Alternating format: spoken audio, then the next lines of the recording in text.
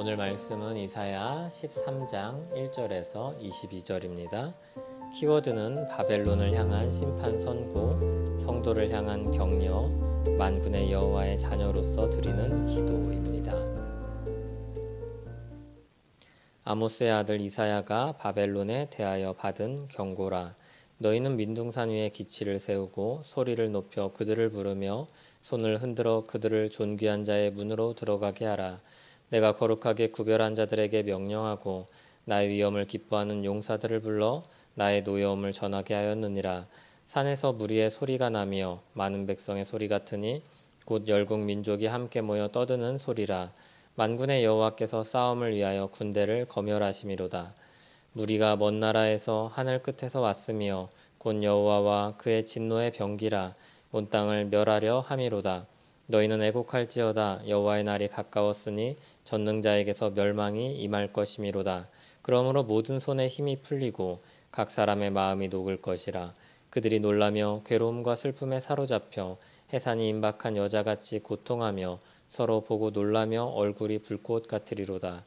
보라, 여호와의 날 곧 잔혹히 분냄과 맹렬히 노하는 날이 이르러 땅을 황폐하게 하며 그 중에 죄인들을 멸하리니 하늘의 별들과 별 무리가 그 빛을 내지 아니하며 해가 돋아도 어두우며 달이 그 빛을 비추지 아니할 것이로다.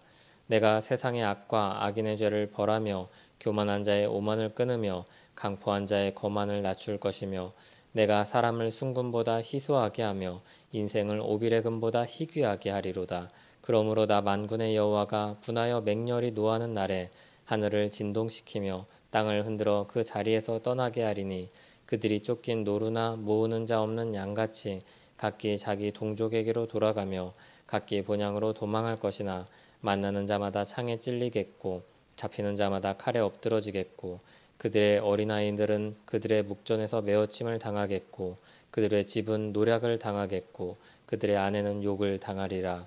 보라, 은을 돌아보지 아니하며 금을 기뻐하지 아니하는 메대 사람을 내가 충동하여 그들을 치게 하리니 메대 사람이 활로 청년을 쏘아 죽이며 태의 열매를 긍휼히 여기지 아니하며 아이를 애석하게 보지 아니하리라.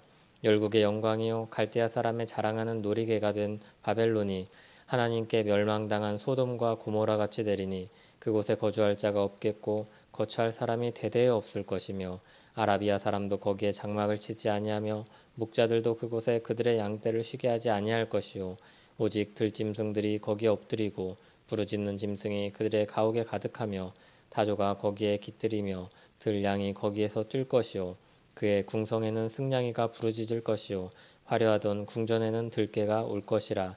그의 때가 가까우며 그의 날이 오래지 아니하리라. 아멘. 이사야 13장부터는 유다를 향한 선포에서 이방 나라들을 향한 선포로 바뀝니다. 그러나 이 말씀이 유다 백성들에게 전해졌음을 기억한다면 이방 나라들을 향한 심판 선언은 다른 각도로 볼 수 있습니다. 이방 나라들 역시도 하나님의 주권 아래 있음을 확인하며 주께 돌이키고 주를 의지하라는 권면의 말씀입니다. 성도를 향한 격려인 것이죠. 이와 같은 말씀 선포로서 첫 번째 대상은 바벨론입니다. 바벨론을 향한 여호와의 날이 선포됩니다. 아직 바벨론은 세계 패권을 쥐고 있지 않지만 장차 이들은 세상 위에 설 것이고 유다를 집어삼킬 것입니다. 그리고 하나님은 교만이 하늘을 찌르는 그들을 치실 것입니다. 바벨론을 향해 진군하는 군대로 인해 너희는 애곡할지어다 말씀합니다. 그날엔 멀리서도 볼 수 있도록 깃발을 높이 세워야 합니다. 여호와의 명령을 수행하는 군대가 하나님의 진노를 내릴 것입니다. 그날엔 망연자실하여 그 광경을 지켜볼 뿐일 것입니다. 세상의 악과 악인의 죄를 하나님이 벌하실 것입니다. 그 심판은 그 누구도 피할 수 없을 것입니다. 이처럼 여호와의 심판을 수행하는 군대는 누구입니까? 바로 메대 사람입니다. 그들은 잔혹하게 바벨론을 쳐서 무너뜨릴 것입니다. 바벨론은 멸망당한 소돔과 고모라와 같을 것입니다. 그들의 땅에 아무도 거주할 자가 없을 것입니다. 지나가면서 잠시 머무르지도 않을 것입니다. 거기엔 들짐승이 있을 뿐입니다. 바벨론이 그렇게 될 날은 오래지 않을 것입니다. 바벨론이 그렇게 비참한 처지에 이르게 되는 이유가 무엇입니까? 그들이 교만하였기 때문입니다. 진정한 주권자이신 만군의 여호와가 높아진 그들을 꺾고 낮추실 것입니다. 우리는 이와 같은 교만한 마음과 싸워야 합니다. 자신을 높이고 드러내는 마음을 거슬러 올라가야 합니다. 이를 위해 우리에게 절실하게 필요한 것이 무엇입니까? 바로 기도입니다. 기도는 나를 의지하지 않고 하나님을 의지하는 행위입니다. 내게 도움이 필요하다 말하며 도움을 요청하는 행위입니다. 오늘 말씀은 그와 같은 도움 요청을 나보다 조금 더 나은 존재에게 구하라고 하지 않습니다.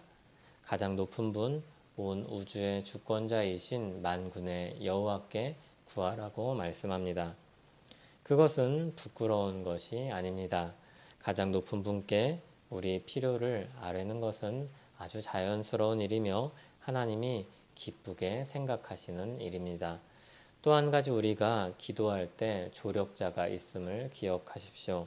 성령 하나님은 우리를 위해 친히 간구하시는 조력자입니다. 또한 우리 기도가 하나님께 잘 전달될 수 있도록 확인시켜 주십니다.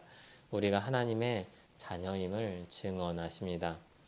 우리 기도는 가장 높으신 하나님께 하나님의 사랑을 받는 자녀로서 드리는 기도임을 잊지 마시기 바랍니다. 기도하겠습니다. 하나님 아버지, 우리가 만군의 여호와를 감히 아버지라고 부릅니다. 우리를 자녀 삼아 주신 은혜에 감사합니다. 우리가 가장 높으신 주님의 권세를 힘입어 이 땅에서 살아갑니다. 어찌하니 기쁘고 힘이 되지 않겠습니까? 주여 우리를 도우소서. 주여 우리 갈 길을 인도하옵소서. 주여 우리와 함께 하옵소서. 예수님 이름으로 기도합니다. 아멘.